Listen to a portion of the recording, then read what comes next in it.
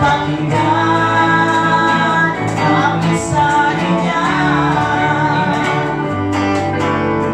Patuloy po tayong mamit sa ating Panginoon Diyos.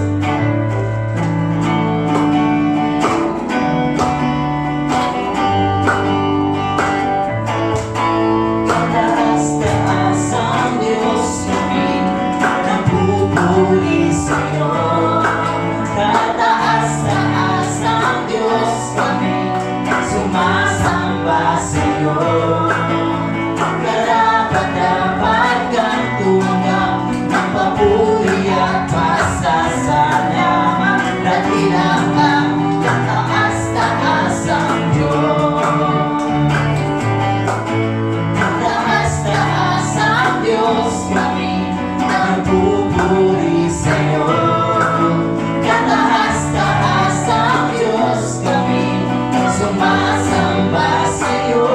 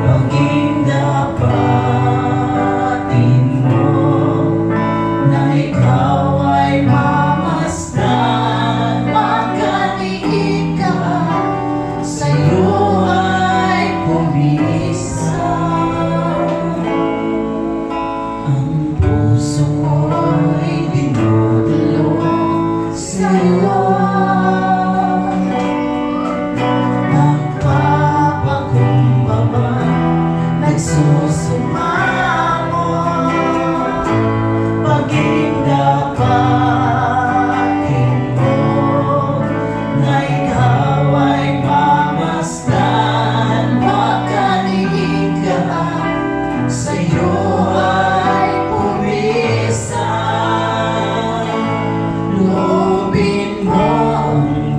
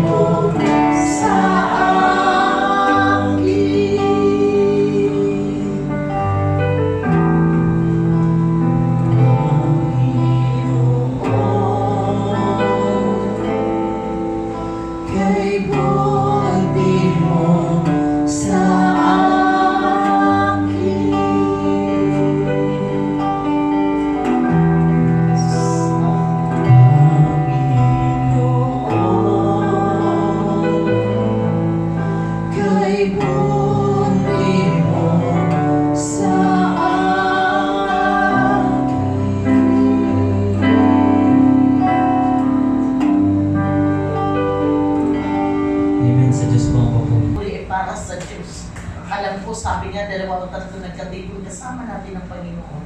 Kung paano naging kasama natin ang Diyos, libo-libong anghel sa kalangitan ang nagkakala sapagkat kasama natin sila nagpupuri sa ating Panginoon. Alam niyo po ba, hindi baliwala yung ginagawa natin na pag-aawitan, pagpupuri, sapagkat ito ang nais ng ating Panginoon. Ito ang pinakamahalaga sa lahat na ginawa natin sa ating buhay.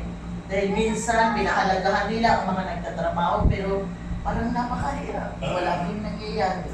Subalit, kung kasama mo ang Panginoon, nagtatrabaho ka pa, napakalaking pagpapala o napakalaking andun yung lakas ng loob na nanggagaling sa Panginoon. So, maging ang lakas natin sa katawan natin ay nanggagaling sa Diyos. Yeah, praise God, tatawag ako na ngayon magbalik pasasalamat sa ating Panginoon. Tinatawagan ko Sister Merlin Malo, magbalik pasasalamat sa ating Diyos. Pasalamat din natin. Good evening sa ating lahat, no? Pagpasalamat. Praise God. Bagamat hindi ko naintindihan, pero alam ko, sabi ko nga, ang Panginoon, sabi ko, Lord, ang Panginoon, ang siyang kikilos. Alam ko, ang puso naman natin ay kung ang Diyos ang siyang kikilos. Talagang para tayong mabuhusan naman ng malamig na tubig pagkatapos. Ayan, praise God. Salamat. Ayan. At ngayon, praise the Lord. Tinatawagan ko si Brother Renan na magpasalamat. Magandang gabi sa inyo lahat. Amen. Gusto lang pasalamat dahil Maraming kaparaanan na ang Diyos sa buhay natin. Maging sa all things work together for good, maging sa buhay ni Brother Renan. Kasi alam ko, pag once kasi na tatagal ka sa isang trabaho, marami ka talagang matutunan. Pwede mo yung ikumpara sa Christian life mo, yung trabaho mo. Ano mang uri ng trabaho natin? Ako kasi ang uri ng una kung salta ko talaga dito sa Maynila. Natulog talaga ako. Hingi ako ng prayer sa Panginoon na Lord, iangat ko yung, kasi noong 80s, talagang dinadown lahat ng mga katulong.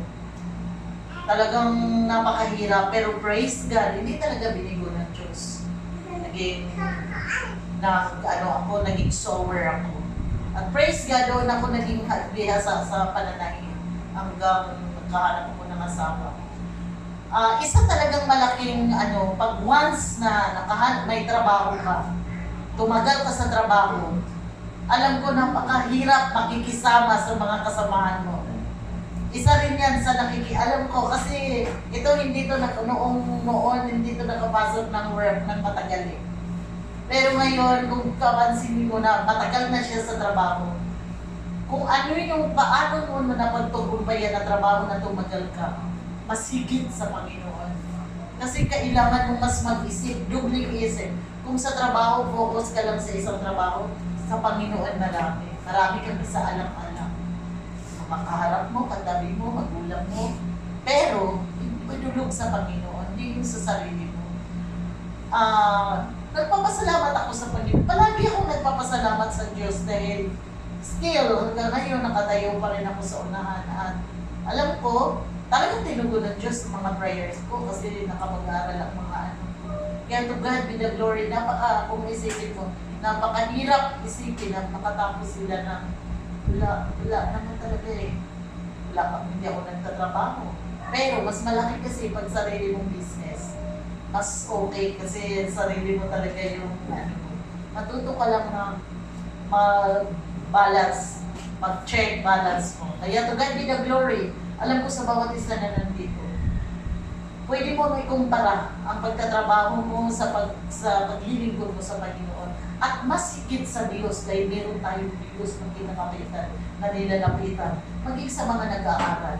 Kaya to be the glory, alam mo, ang bawat isa ay talagang hubugin natin ang ating puso sa ating Panginoon. Dahil sa kabila ng parang napakahirap, andyan ang Diyos, iaangat ka. Alam, talagang tested ko yan. Kaya to God be the glory. At ngayon, tinatawagan ko ang ating mahal na bishop na siya ang magdadala ng mensahe. Siya ang mensahero natin sa gabi ito. Praise God. Okay, di ba tayo? Pray. Hanggang sa panaginip mo, parang nag-pray ka ba rin? Nakuha niyo po ba? Bakit? Kasi, ang ating laman mahina.